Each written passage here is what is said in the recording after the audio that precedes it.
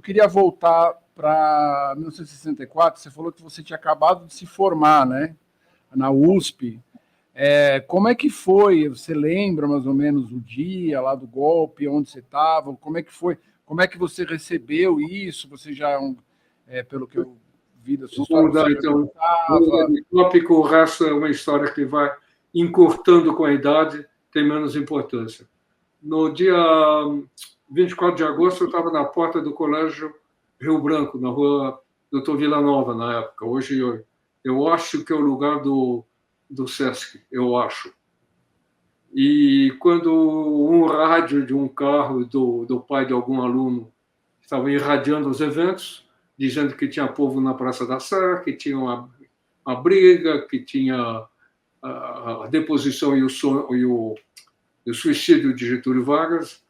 Sim. E eu resolvi assim que eu ia entrar no movimento comunista, porque eu achava que estávamos num perigo que era necessário. Eu já tinha, naquele momento, o projeto que foi contrariado pelo golpe. Quantos anos você tinha? 54, Boris? 64. Se eu disse 50, foi um erro. Desculpa, eu recomeço. 54. É que você começou a falar de 54. Estava falando de 54, me desculpe. Foi quando eu entrei no movimento. E permaneci. Em 64, eu estava um pouco afastado, porque eu estava preparando algum trabalho, alguma coisa. Eu estava afastado, mas voltei ao movimento. Sua idade à época era 27 anos, então, por ali? Isso. Em 64, né? Perfeito. 27 e 28, Então, estou corrigindo. 54, Getúlio, 64, golpe. É isso. Eu misturei, viu? Imagina. Mas como é que foi? Eu vi aqui que você mandou, que você chegou a ser preso. Eu comecei a trabalhar no laboratório do Vital Brasil.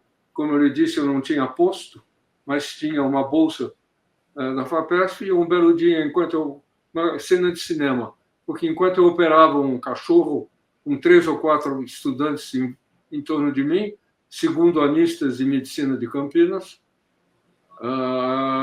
chega meio agitado um funcionário da faculdade, aquele que atendia a porta, dizendo: tem a polícia aí para pegar o doutor. E, de fato, chegaram 2 ou 3 investigadores, devo dizer, com uma educação quase britânica. Talvez fosse um momento ainda onde as coisas estavam, ao menos comigo, né? E esses caras, e no ambiente da faculdade, me levaram para o carro, me disseram que nós íamos para o DOPS. Fomos para o DOPS, onde eu fiquei numa cela, minúscula, sozinho, durante 3 dias, sem ser interrompido. Qual era a acusação, Boris? Tinha uma acusação, assim? Não tinha nada. Nenhuma acusação, não tinha nada. Não tinha nada. Isso antes do AI-5, né? Sim, em 68, estamos em 64, sim. Não, se eu desaparecesse, como vocês estão percebendo, não foi o caso, mas se eu desaparecesse... Sorte a nossa. Hein? Sorte a nossa. Não tinha nada. Obrigado.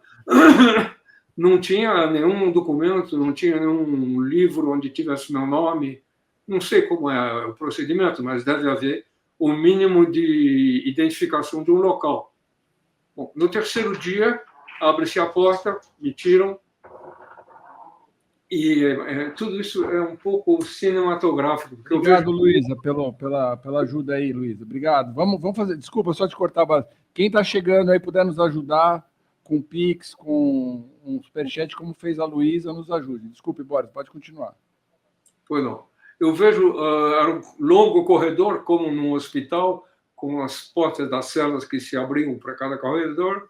Eu vejo de longe, na entrada, portanto, uma pessoa conhecida que era o professor Luiz Hildebrando da Silva, que era um cara do Partido Comunista, bom farmacologista, bom parasitologista.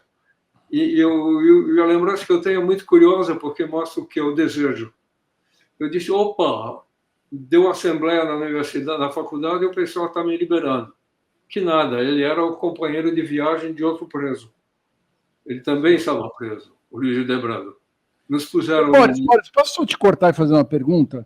Você era um médico trabalhando lá, você falou que estava operando um cachorro, e eles chegaram. Como é que você acha que eles tiveram essa informação de que você era um cara de esquerda, que você era trotskista? Como é que você acha que isso aconteceu? Não, Como eles me disseram, uma versão talvez um pouco fantasiosa, me disseram que tinham me localizado através de várias coisas, eu posso daqui a um instante falar disso, mas que haviam seguido meu pai durante muitos dias. As minhas relações familiares, eles ignoravam isso, não eram boas. Portanto, eu não tinha visto meu pai nesses dias, então a procura era inútil, mas deve ser o hábito de um trabalho desse tipo, ficar atrás de alguém que vai no lugar que não tem nenhum interesse, e que finalmente alguém, não sei quem, tinha dito de me procurar em Campinas, e eles vieram.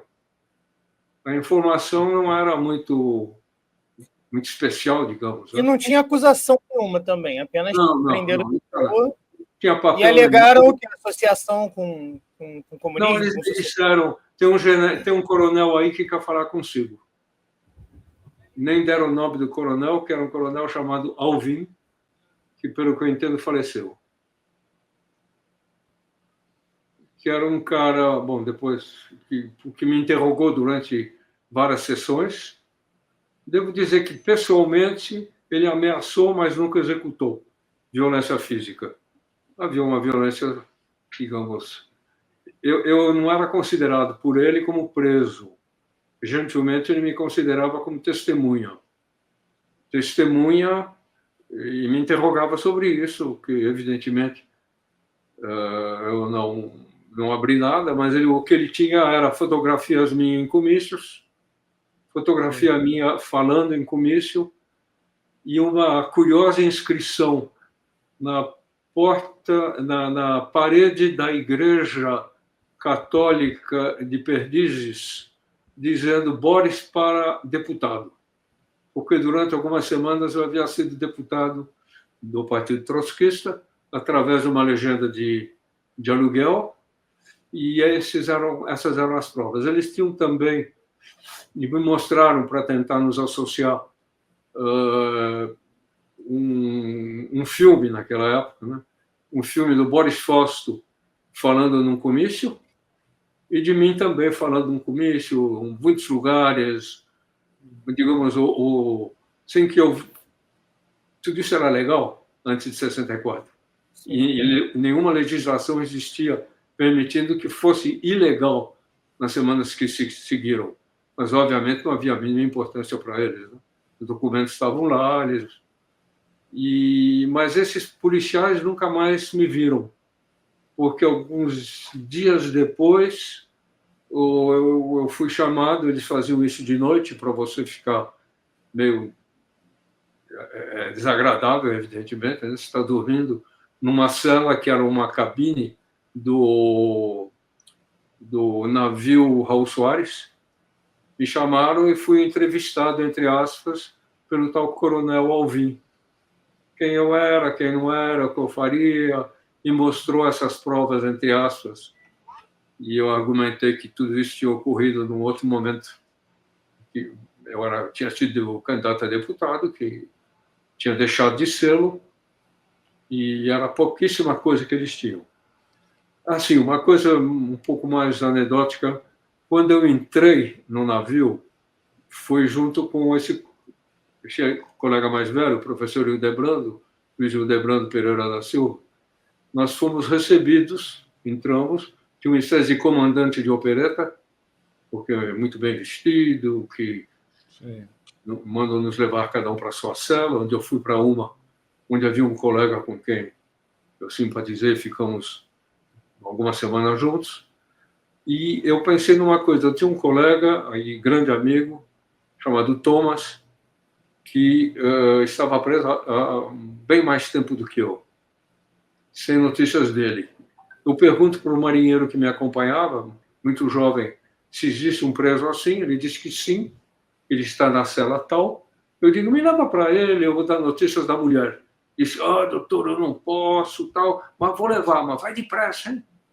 Eu fui lá, abriram a porta, o Thomas, esse amigo, portanto, pulou do leito onde ele estava, que era uma surpresa, né? De repente me ver. Eu dei as informações depressa realmente só sobre a família, não tinha mais nada a dizer para ele, sobre como estava a mulher, como estava a filhinha recém-nascida, coisa desse tipo, e fui levado para uma outra cela que era ocupada por como lhe disse, um amigo. Esses nomes eu não vou dar, ele é vivo e está no Brasil. Com quem simpatizei muito, que era um advogado, nos ocupamos bem. Líamos, e o Alvim me chamou várias vezes. Havia sempre uma violência verbal, com ameaça de que se eu não falasse ele me entregaria a gente menos educada do que ele, coisa desse tipo, mas devo dizer que ele não me violentou. Ô, Boris, eu queria saber um pouco mais do detalhe. Você falou que era um navio, eu vi que você me mandou a descrição, era um navio em Santos. Esse era um navio militar, você teve uma noção de quantos presos, mais ou menos, aproximadamente, tinham lá? Como é que era essa situação? Assim? Quanto tempo também o senhor ficou sob custódia? 53 dias. Nossa. Porque, não sei se continua assim, mas o Código Militar diz que a prisão, eu acho ou dita provisória, ou não sei, com um nome outro, não é uma prisão com julgamento, não pode ser de uma duração superior a 50 dias. Então, eu saí no dia 52, disseram que era uma norma de sair um pouco depois. Qual foi a sua outra pergunta? Não, sobre o navio. Que navio era esse? Era um navio que estava lá? Tinha muita gente que foi levada para lá? Há 2 ou 3 livros sobre esse. Se lhe interessar, eu posso coletar os nomes. Eu não me lembro de cor. Navio Presídio. Um chamado Navio Presídio. Sei. E de pessoas. Um deles é de um jornalista. De repente me veio o sobrenome, Rato, como animal. Sei. Rato, que era um jornalista conhecido, um cara simpático que eu conheci nos 50 dias de navio. O navio tinha sido doado ou comprado pelo governo alemão antes da Primeira Guerra Mundial para transporte de imigrantes da Alemanha para o Brasil. E era um navio sem condições de navegação, ele estava em permanência atracado. Tinha eletricidade, tinha o mínimo de aparelhagem, uma cozinha, mas ele não navegava mais. Eu acho que ele foi destruído depois. Entendi. Mas era uma forma... Eles tinham medo, pânico, como me disse um dos oficiais, de que o submarino soviético viesse nos liberar. Era uma coisa um pouco maluca, né? Como que um submarino soviético iria chegar, conseguir desembarcar, etc., etc. Não tinha menor cabimento, mas era o medo que eles tinham. Então, havia uma série de precauções contra o dito navio, submarino. Era isso. Agora, no dia 52, fui, portanto, liberado. Meu pai estava com um outro parente, que meu tio, me esperando na boca de saída. Havia o temor, já vou falar nisso, expresso por um excelente advogado que me ajudou muito, o Mário Simas, que eu acho que é vivo, uma boa pessoa, eficiente, inteligente. Ele havia avisado meus pais, portanto, que eu iria sair, o que mostrava que havia algum contato com o judiciário, pois não por acaso. É verdade que o Mário se ocupava de outros presos também. Então, alguém deve ter dito para ele que eu ia ser liberado. Essas coisas eu não conheço o detalhe.